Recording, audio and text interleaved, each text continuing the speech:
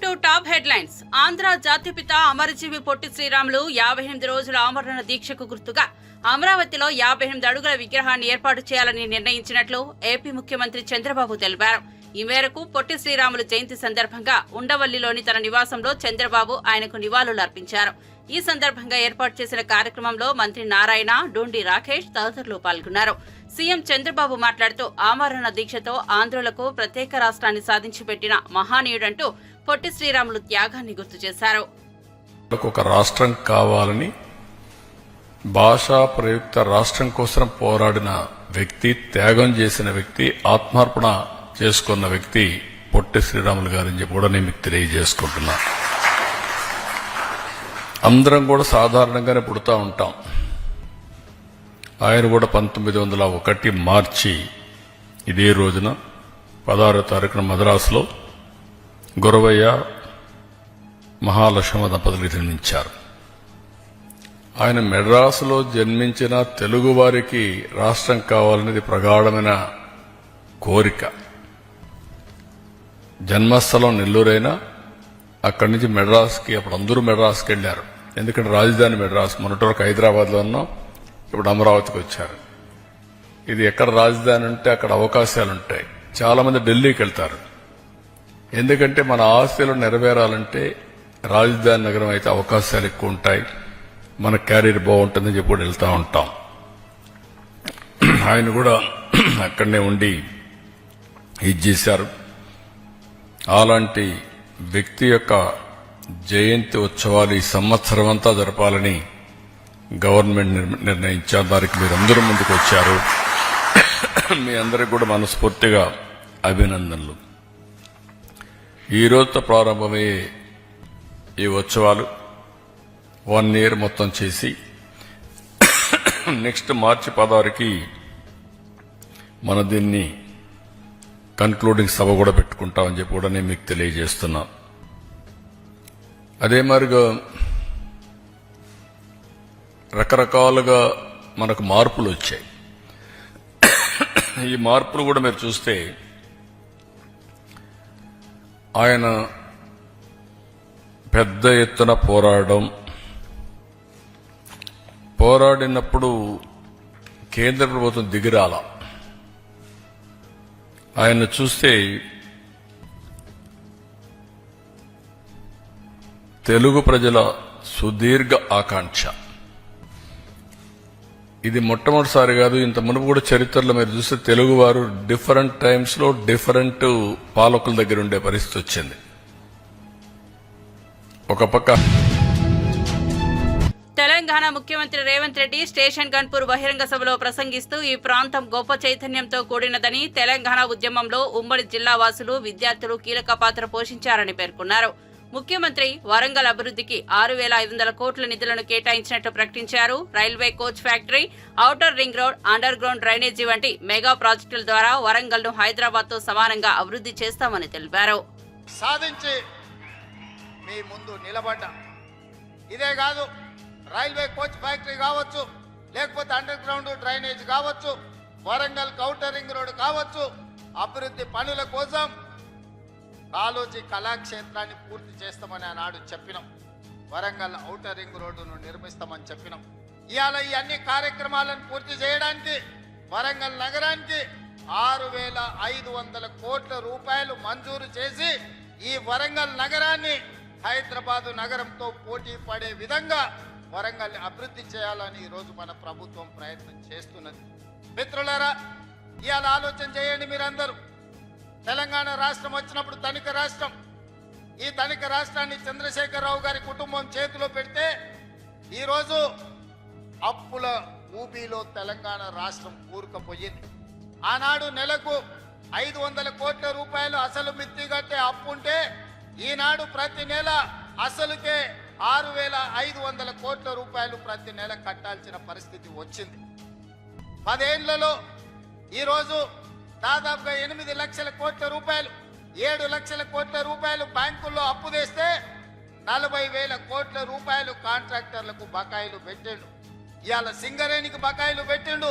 విద్యుత్ శాఖ డిపార్ట్మెంట్ కు ఉచిత కరెంటు పేరు మీద రైతులకు ఉచిత కరెంట్ ఇచ్చినా అని విద్యుత్ శాఖకు బకాయిలు పెట్టిండు. నిన్నగాక మొన్న బ్యాంకుల్లో తెచ్చిన అప్పులే కాదు, ఆయన పెట్టిపోయిన బకాయిలను లెక్కేస్తే 8,29,000 కోట్ల రూపాయల లెక్క తేలింది మిత్రులారా.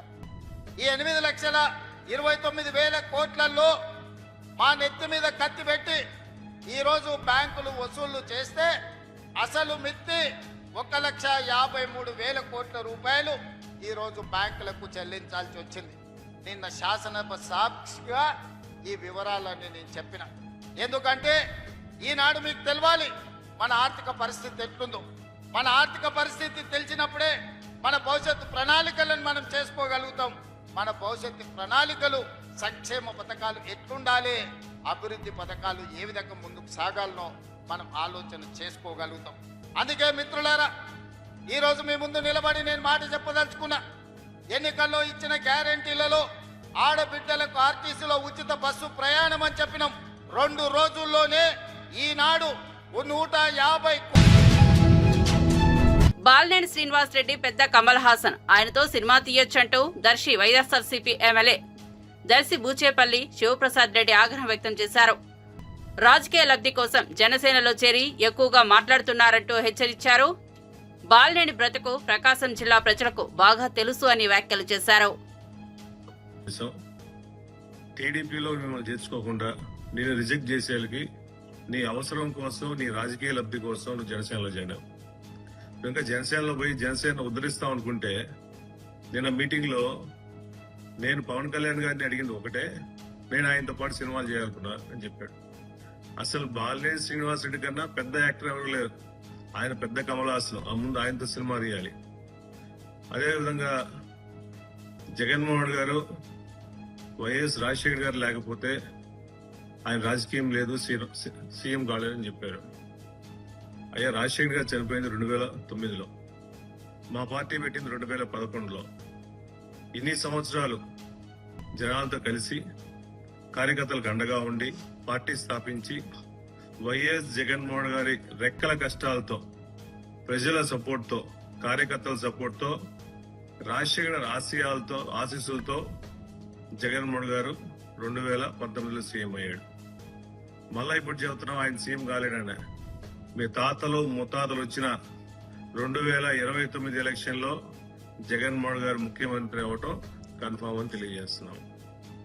అదేవిధంగా జగన్మోహన్ గారు మీకు డబ్బులు ఇవ్వాలి, మీ డబ్బులు కొట్టేశారు, మీ కుటుంబ డబ్బులని. నువ్వు ప్రకాశం జిల్లాలో కార్యకర్తల దగ్గర నుంచి, నాయకుల దగ్గర నుంచి, పాత ఎమ్మెల్యేల దగ్గర నుంచి, ఇన్ఛార్జీల నుంచి నువ్వు దోచినట్టు ఎవడో దోషం చేయాల. ప్రకాశం జిల్లా బాలినేని శ్రీనివాస్ రెడ్డి అనే వ్యక్తి వైఎస్ఆర్ కాంగ్రెస్ పార్టీ నుంచి బయటకు పోయినప్పటి నుంచి వైఎస్ఆర్ కాంగ్రెస్ పార్టీ చాలా సంతోషంగా ఉంది, ప్రశాంతంగా ఉంది. మాకు ప్రకాశం జిల్లాలో పీడా విడిగిపోయింది. బాలినేని శ్రీనివాస్ రెడ్డి వ్యక్తి వేరే పార్టీకి పోతే మా పార్టీ బాగుందని చెప్పి అందరు కార్యకర్తలు అనుకుంటున్నారు. అదేవిధంగా అవసరమైతే జెడ్పీ చైర్పర్సన్ దించేస్తామని చెప్పి తెలియజేస్తున్నాం. నీలాగా జెడ్పీడీసీలు ఎవరు అవకాశవాదుల కోసం, పదవుల కోసం, ఎమ్మెల్సీల కోసం ఎవరు రాజకీయాలు చేసేవాళ్ళు లేరు, ఎవరు పార్టీలు మారేవారు లేరు. ప్రకాశం జిల్లా జెడ్పీ చైర్పర్సన్ ని ఎవరు ఏం చేయాలని చెప్పి సభాగం తెలియజేస్తున్నా. ఒకటే గుర్తుపెట్టుకోండి, అవసరం కోసం బాలినేని శ్రీనివాస్ రెడ్డి వ్యక్తి అతని రాజకీయాల కోసం నేను ఎమ్మెల్సీలు అవుతాను, మినిస్టర్ అవుతాను అని చెప్పేసి కలపల మాటలు చెప్తున్నారు. అయ్యా పవన్ కళ్యాణ్ గారు గుర్తుపెట్టుకోండి, బాలినేని శ్రీనివాస్ రెడ్డి అనే అవకాశవాది ఎవరూ లేరు. అతను ఏ పార్టీలో ఉంటే ఆ పార్టీ నాశనం అయితే తెలియజేసుకుంటూ, ప్రకాశం జిల్లాలో వైఎస్ఆర్ కాంగ్రెస్ పార్టీ జగన్మోహన్ గారి సపోర్ట్ తో బుచ్చేపల్లి శ్రీప్రసాద్ అనే వ్యక్తి ప్రతి తెలంగాణ ముఖ్యమంత్రి రేవంత్ రెడ్డి అబద్దాలకు బ్రాండ్ అంబాసిడర్ గా మారని బీఆర్ఎస్ ఎమ్మెల్యే మాజీ మంత్రి హరీష్ రావు మండిపడ్డారు. కేసీఆర్ 10 ఏళ్లు రాష్ట్రాన్ని నెంబర్ 1 చేసి దేశాన్ని ఆదర్శంగా నిలిచారని కొనియాడారు. అలాంటి వ్యక్తిపై అనుచిత వ్యాఖ్యలు చేయడం సరికాదన్నారు. జీఎస్టీ వేయాల్సి వస్తే ఈ రాష్ట్ర ప్రభుత్వ ఖజానా మొత్తం నువ్వు మాట్లాడిన అబద్దాలకు జీఎస్టీ కింద పోతుంది. ఇవాళ కేసీఆర్ గారు 14 ఏళ్లు పోరాడి కానే కాదు రానే రాదన్న తెలంగాణను చావు నోట్లో తలబెట్టి తెలంగాణ తెచ్చిన జాతి పిత కేసీఆర్. 10 ఏళ్లు ఈ రాష్ట్రాన్ని అద్భుతంగా పాలించి దేశానికి దిక్సూచిగా నిలిపిన నాయకుడు కేసీఆర్. జీఎస్డీపీ పెరుగుదలలో, పర్ క్యాపిటా పెరుగుదలలో, ఎస్ఓఆర్ స్వంత ఆదాయ వనరుల అభివృద్ధి పెరుగుదలలో, విద్యుత్ వినియోగములో, ప్రతి ఇంటికి త్రాగునీరు అందించడములో, సాగు విస్తీర్ణం పెంచడములో, పంటల ఉత్పత్తి పెంచడములో, మిషన్ కాకతీయ ద్వారా, రైతు బంధు ద్వారా దేశానికి ఆదర్శంగా నిలిచిన నాయకుడు కేసీఆర్. కొత్త రాష్ట్రానికి ఒక దిశ నిలిపిన నాయకుడు కేసీఆర్. ఆయన పట్టుకొని నువ్వు మార్చురీకి పంపాలని మాట్లాడతావా? గతంలో జానారెడ్డి గారు ప్రతిపక్ష నాయకుడిగా ఉంటే కేసీఆర్ గారు సభానాయకుడిగా, ముఖ్యమంత్రిగా ఎప్పుడు సభలో మాట్లాడినా పెద్దలు, గౌరవనీయులు, అనుభవజ్ఞులు జానారెడ్డి గారు అని ఎంతో వినయంగా, ఎంతో మర్యాదతో జానారెడ్డి గారి గురించి మాట్లాడేది. కానీ నువ్వు మాట్లాడుతున్న భాష ఏంటి? తెలంగాణ అంటే ఈ దేశంలో ఒక గౌరవం ఉంది, ఒక ప్రతిష్ట నిలిపిండు కేసీఆర్. నీ భాష వల్ల, నీ చర్యల వల్ల, నీ విధానాల వల్ల, నీ పిచ్చి తుగ్లక్ చర్యల వల్ల ఈ రాష్ట్రం యొక్క పరువు ప్రతిష్ట మంట కలిసేటువంటి పరిస్థితి ఏర్పడతా ఉంది. నిన్న మేము శాసనసభలో, శాసన మండలిలో కేసీఆర్ గారి పట్ల రేవంత్ రెడ్డి చేసిన అనుచిత వ్యాఖ్యలకు మేము వాకౌట్ చేసినాం. వాకౌట్ చేస్తే నిన్న మాట మార్చిండు. మీరు చూశారు అసెంబ్లీలో. నేను కేసీఆర్ నన్నులే, బీఆర్ఎస్ పార్టీని అన్నా అని మాట మార్చిండు. ఒక్కసారి ఆ వీడియో చూద్దాం. ప్రజలకు, ఈ రాష్ట్ర ప్రజలకు నిజాలు తెలవాల్సిన అవసరం ఉంది. బీఆర్ఎస్ పార్టీని అన్నాడా, కేసీఆర్ గారిని అన్నాడా, నిన్నేమని మాట మార్చిండో ఒక్కసారి రాష్ట్ర ప్రజలు, మీడియా మిత్రులు కూడా చూడాలని నేను కోరుతా ఉన్నా. నేను కేసీఆర్ని అనలేదు, బీఆర్ఎస్ పార్టీని అన్నా. ఇంతకంటే సాక్ష్యం ఇంకోటి కావాలన్నా? 24 గంటల్లోనే మాట మార్చడంలో రేవంత్ రెడ్డి మించినోడు ఇంకోడని ఉంటాడా? నీకు నిజాయితీ ఉంటే క్షమాపణ చెప్పు. ఆనాడు బీఆర్ఎస్ పార్టీ అధికారంలో ఉన్ననాడు ఇదే కాంగ్రెస్ పార్టీ ఆ రోజు మేము ఎల్ఆర్ఎస్ ను తీసుకొచ్చి ఇల్లీగల్ ప్లాట్స్ ను రెగ్యులరైజ్ చేసే ప్రయత్నం చేస్తే వీళ్ళు కేసీఆర్ గారు పేద ప్రజల రక్త మాంసాలు పీలుస్తున్నాడు అని మాట్లాడిండు. బట్టి విక్రమార్క గారు, ఉత్తమ్ కుమార్ రెడ్డి గారు, సీతక్క గారు, రేవంత్ రెడ్డి గారు ఒకరిని మించి ఒకరు కేసీఆర్ గారిని తిట్టారు, బీఆర్ఎస్ పార్టీని తిట్టారు. మరి ఇప్పుడు మీరేం చేస్తున్నారు? ఇవాళ మీరు ఆనాడు ఉచితంగా చేయాలి ఎల్ఆర్ఎస్ అన్నారు. కానీ ఈరోజు మీరు ఎల్ఆర్ఎస్ కట్టాల్సిందే, 31 తారీఖు డెడ్ లైన్ అని పేద ప్రజల మెడ మీద కత్తి పెట్టి ముఖ్యమంత్రి రేవంత్ రెడ్డిపై కేంద్ర మంత్రి, తెలంగాణ బీజేపీ అధ్యక్షుడు కిషన్ రెడ్డి తీవ్రస్థాయిలో విమర్శలు గుప్పించారు. మొన్న ఢిల్లీలో మీడియాతో చిట్చాట్ చేస్తూ గత ప్రభుత్వం 7 లక్షల కోట్లు అప్పు చేసినట్లు నాకు తెలియదు అన్నాడని కిషన్ రెడ్డి తెలిపారు. ఎన్నో సభల్లో రేవంత్ రెడ్డి బీఆర్ఎస్ అప్పులపై మాట్లాడిన వీడియోలు ఉన్నాయి. రేవంత్ రెడ్డి అన్ని అబద్దాలు చెబుతున్నారని పేర్కొన్నారు. రాష్ట్ర పరిస్థితిని తెలిసి కూడా అమలు చేయలేని హామీలు ఇచ్చి ప్రజలను మోసం చేశారని కాంగ్రెస్ ప్రభుత్వంపై ఆగ్రహం వ్యక్తం చేశారు. అధికారంలోకి వచ్చిన 15 నెలల్లో 1,50,000 కోట్లు అప్పు చేశారు. కేసీఆర్ కి నేనేమి తక్కువ కాదు అన్నట్లు రేవంత్ రెడ్డి పోటీ పడుతున్నారని కిషన్ రెడ్డి విమర్శించారు. న్యూ ఎడ్యుకేషన్ పాలసీ ఆ రోజు కాంగ్రెస్ హయాంలో డిఎంకే మిత్ర పార్టీ అయినటువంటి ప్రభుత్వం ప్రవేశపెట్టినప్పుడు ఆ రోజు ఏమాత్రం డిఎంకే వ్యతిరేకించలేదు.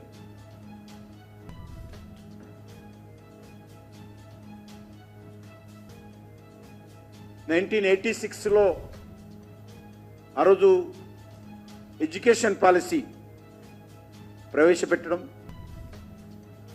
ఈరోజు 2020లో నరేంద్ర మోడీ గారు తీసుకొచ్చినటువంటి న్యూ ఎడ్యుకేషన్ పాలసీ విషయంలో ఒకసారి పోల్చి చూసినట్లయితే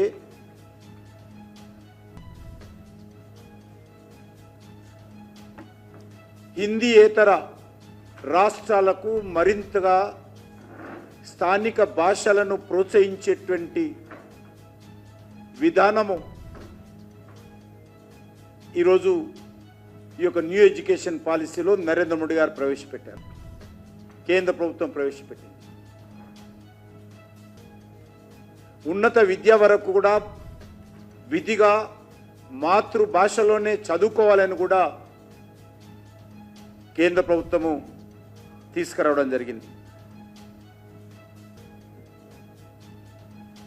అసలు 3 లాంగ్వేజ్ ఫార్ములా రావడమే గత అనేక సంవత్సరాల నుంచి ఈ దేశంలో అమలు జరుగుతూ ఉంది.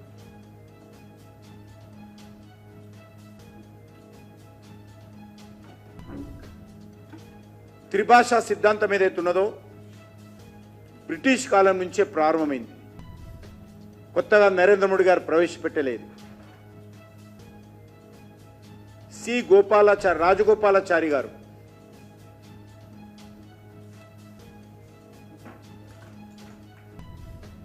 త్రిభాషా సిద్ధాంతానికి ఆయననే ఆలోచన విధానంతో ఈ సిద్ధాంతం రావడం జరిగింది. 60 దశకంలోనే వారు రాష్ట్రంలో మహిన్మాన్వితమైన కాశీనాయన క్షేత్రం కూల్చివేతల వెనుక ఉన్న దుష్ట శక్తులు ఎవరో బయటపెట్టాలని వైఎస్ఆర్సీపీ అధికార ప్రతినిధి మాజీ TTD chairman Bhumana Karunakar Reddy demand చేశారు.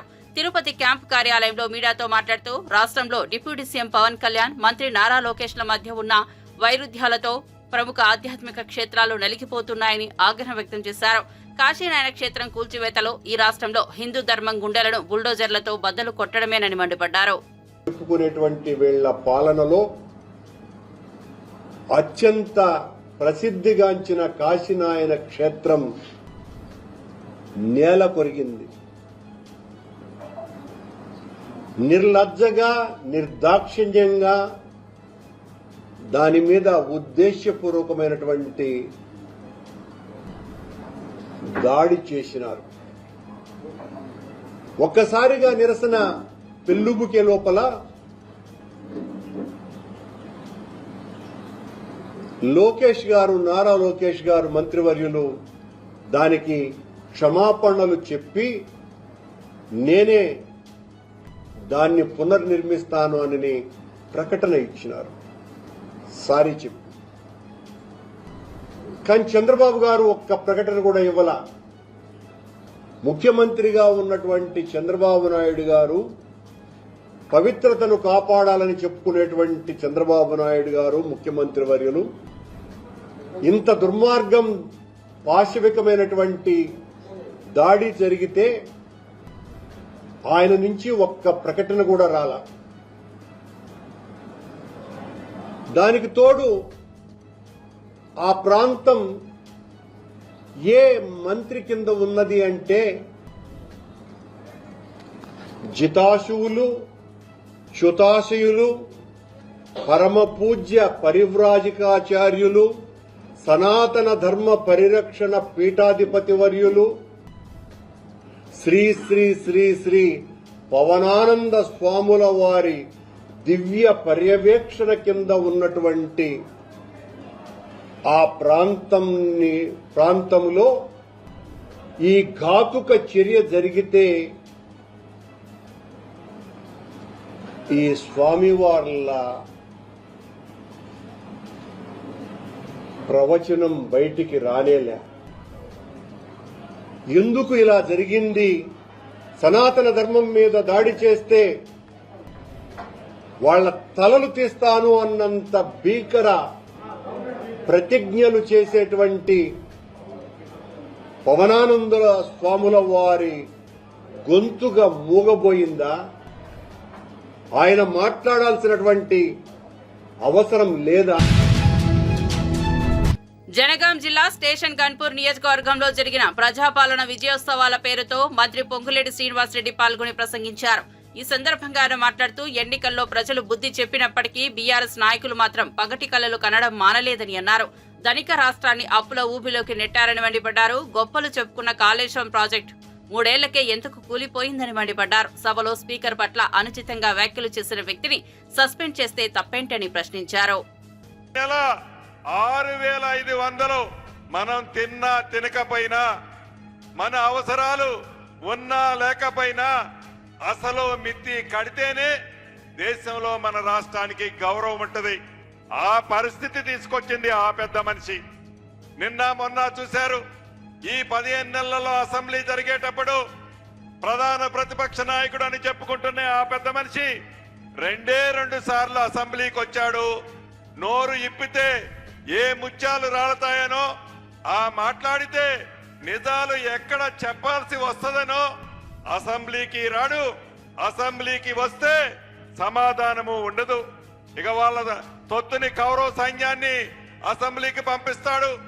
మొన్న చూశారు మీరందరూ, దళిత స్పీకర్ అని కూడా లెక్క చేయకుండా అహంకార పూరితంగా బీఆర్ఎస్ పార్టీ నాయకులకి సూచనలు ఎవరిస్తారా అంటే ఆ పెద్ద మనిషి కేసీఆర్ గారు ఇస్తాడు.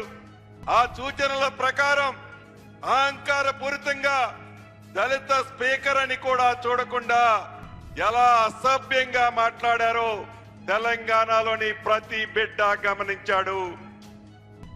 అదే వారు పరిపాలన చేసే నాడు మన శాసనసభ్యులు, కాంగ్రెస్ శాసనసభ్యులుగా కోమటిరెడ్డి వెంకటరెడ్డి గారు మిగతా మిత్రుల్ని వట్టి పుణ్యానికి శాశ్వతంగా శాసనసభ సభ్యత్వమే ఆనాడు రద్దు చేశారు.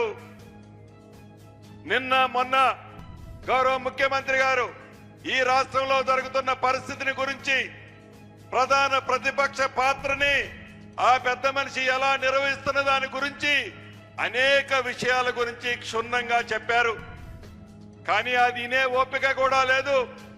వారు చెప్పేది తప్ప మన వినాల తప్ప మనం చెప్పేది వాళ్ళు వినే ఓపిక వాళ్ళకి లేదు. అదే ఎక్కడ వినాల్సి వస్తుందో అని, ఎక్కడ నిజం చెప్పాల్సి వస్తుందోనని అసెంబ్లీ నుంచి ఎప్పుడు గేటు దాటి బయటపడి బయట సొల్లు మాటలు మాట్లాడాలని తాపత్రయపడుతున్నారు బావమరుదులిద్దరు. ఇది నిజం. తెలంగాణ ప్రజల ప్రతిదీ గమనిస్తున్నారు. నిజం. ఎన్నికల ముందు ఆనాటి పిసిసి అధ్యక్షులు గౌరవ ఈనాటి ముఖ్యమంత్రి రేవంత్ రెడ్డి గారు మేమందరం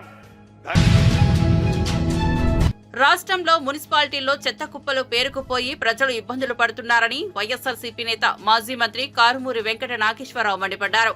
ఆయన ఏలూరులోని పార్టీ కార్యాలయంలో మీడియా సమావేశంలో మాట్లాడుతూ ఉమ్మడి పశ్చిమ గోదావరి జిల్లా స్వచ్ఛతలో రాష్ట్రంలో కింద నుంచి 3వ స్థానంలో ఉందన్నారు. వైఎస్ జగన్ హయాంలో తడి చెత్త, పొడి చెత్త వేరు చేసే విధంగా క్లాప్ వెహికల్స్ పెట్టారని నీతి ఆయోగ్ సైతం ప్రశంసించిందని గుర్తు చేశారు. గత 5 ఏళ్లలో రాష్ట్రంలో స్వచ్ఛ భారత్ ను వైఎస్ జగన్ సమర్థవంతంగా అమలు చేశారన్నారు. స్వచ్ఛ భారత్ క్లాప్ వ్యాన్లను చంద్రబాబు ప్రభుత్వం మూలన పడేసిందని, వాటిని తొలగించడంలో ప్రతి మున్సిపాలిటీలో ప్రజలు జ్వరాలతో ఇబ్బందులు పడుతున్నారన్నారు. తీసుకొచ్చారు జగన్మోహన్ రెడ్డి గారి టైంలోనే అని చెప్పి ఈ సందర్భంగా తెలియజేస్తున్నాం. ఎక్కడా కూడా చెత్త లేకుండా గత 5 సంవత్సరాల్లో కూడా చేసాం. ఏదైతే కేంద్ర ఇచ్చిన గైడ్లైన్స్ ప్రకారం 60 రూపాయలు వసూలు చేసే కార్యక్రమం చేస్తే దాన్ని అవహేళన చేసేది చంద్రబాబు నాయుడు గారు. మరి ఆ కేంద్రంతో ఇవాళ బీజేపీతో కలిసి నువ్వు చేస్తున్నావు. ఆ 60 రూపాయలు తీసుకోవటం మానేసామని చెప్పారు మీరు. 60 రూపాయలు తీసుకోవటం మానేసి ఏం చేశారు?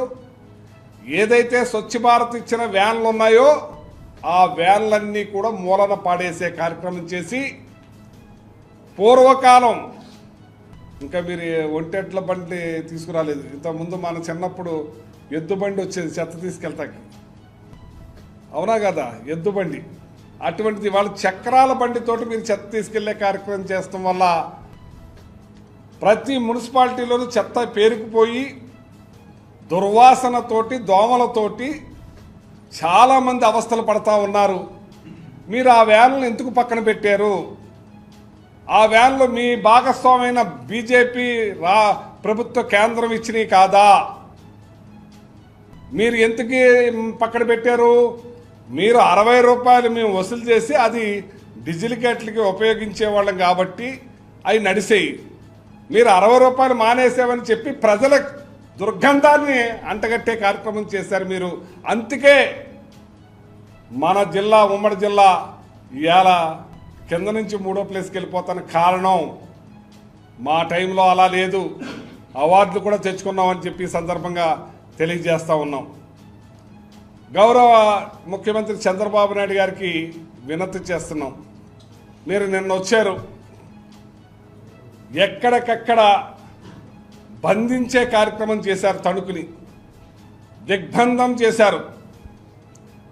అక్కడ పశువధ జరుగుతుంది.